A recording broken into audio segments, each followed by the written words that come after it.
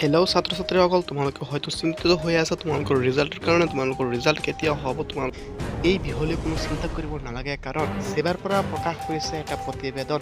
এই প্ৰতিবেদনত সেবাই কি কৈছে তোমালোকে নিজে চকুৰে চাই লোৱা। ইভ্যালুৱেশ্যনৰ কাৰণে আমাৰ যথেষ্ট কম সময় লাগিব, আমি ৰিজাল্ট আগতীয়াকৈ দিব পাৰিম।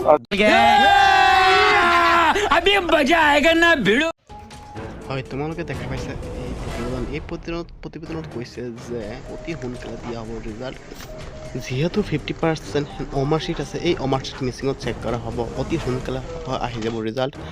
সেয়েহে ৰিজাল্ট দিয়া হ'ব এই এমাহৰ ভিতৰতে। বহুতে চিন্তিত হৈ আছে ৰিজাল্টত গ্ৰেছ মাৰ্ক দিবনে নাই। হয়তো বহুতৰে অংক পৰীক্ষা বেয়া হৈছে, লগতে ইংলিছ বেয়া হৈছে, কিন্তু চিন্তা কৰিবৰ কোনো কাৰণ নাই। তো কোনটো ছাবজেক্টত গ্ৰেছ মাৰ্ক দিব? হয়, তোমালোকৰ মনত এইটো প্ৰশ্ন আহিব পাৰে, কোনটো ছাবজেক্টত গ্ৰেছ মাৰ্ক দিব? অসমীয়া আৰু হিন্দীৰ বাহিৰে সকলোকেইটাত দিব গ্ৰেছ মাৰ্ক, কিন্তু কোনটোত কিমানকৈ গ্ৰেছ মাৰ্ক দিব? হয়, এইটো প্ৰশ্ন তোমালোকৰ মনত আহিব পাৰে। এইবাৰ যিহেতু অংকটো বেছি হাৰ্ড আহিছে, সেয়েহে অংকত দিব 20 মাৰ্ক, শিক্ষামন্ত্ৰীয়ে এই কথা কৈছে।